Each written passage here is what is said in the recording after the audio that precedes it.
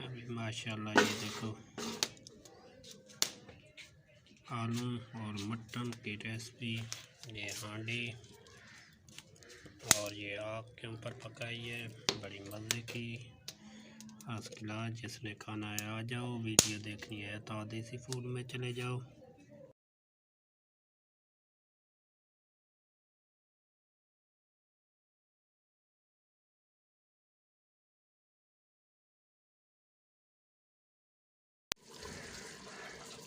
अस्सलामुअलैकुम फ्रेंड, क्या हाल है? ठीक हो? खैर खैरियत। ये माशाल्लाह हांडी में आज पकाएंगे ये बकरी का गोश्त, आलू मटन। अभी माशाल्लाह ये पक रहा है, आग के ऊपर पका रहे हैं।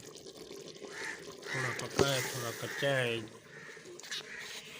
ये आलू काट के रख दिए हैं और मिसाले इसमें लहसुन, अदरक, प्याज वो चीज़ें मिक्स कर दी। भाई ये थोड़ा पक जाएगा, बाद में डालेंगे आलू, लास्ट में धनिया और सब्ज़ मिर्चें थोड़े से डालेंगे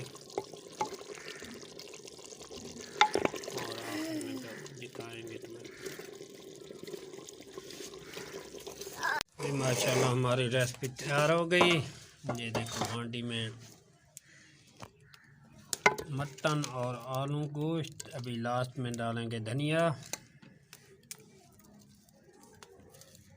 वीडियो पसंद आए लाइक करना और शेयर करना, कमेंट्स करना, बताना किस तरह वीडियो लगी।